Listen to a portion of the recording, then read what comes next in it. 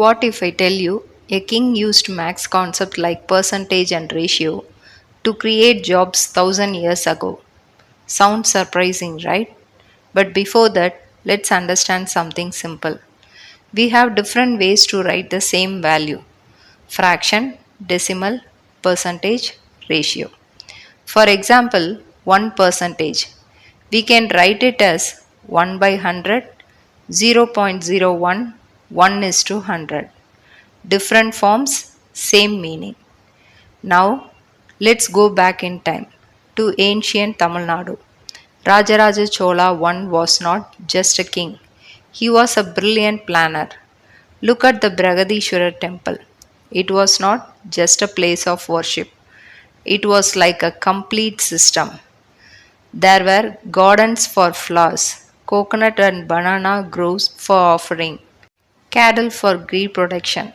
So, temples were economic hubs, employment centers, resource management system, administrative centers. Now, here comes a very smart system. If someone didn't have a job, they were given livestock. For example, 96 goats. But there was one important condition: the number 96 should never decrease, even due to death or aging. And in return, they must supply one measure of ghee daily to the temple.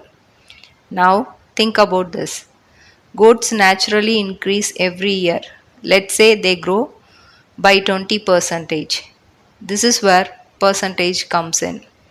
Here's a smart idea: 96 goats, capital, fixed. Extra goats, profit. That profit belonged to the person. But after a certain period, the original 96 goats must be returned to the temple. This system helped people earn income, reduce unemployment, maintain resources. It didn't stop there. People were also given 48 cows or 24 buffaloes. Why these numbers? Because of ratio 48 is to 24, which means 2 is to 1. Even in ghee production, 2 cups cow ghee equal to 1 cup buffalo ghee. Now, let's look at land and tax. Land was divided into three types: fertile land, less fertile land, residential land. Tax was different for each type. For example, 1 by 8 tax. Do you know what that means? 12 percentage.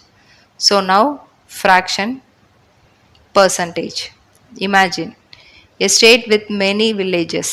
Each village has different population and protection. For example, 1000 people, 2000 people, 3600 people. Now, instead of comparing big numbers, we use percentage.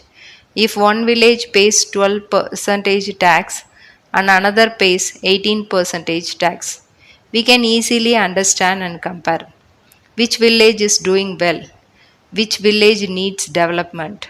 So, what did we learn? Fraction, decimals, percentage, and ratios are not just numbers in your textbook. They are powerful tools that were used to manage lands, create jobs, support people, build strong systems. Math is not just about solving sums. It helps us understand the world, and long ago, it helped build entire civilizations.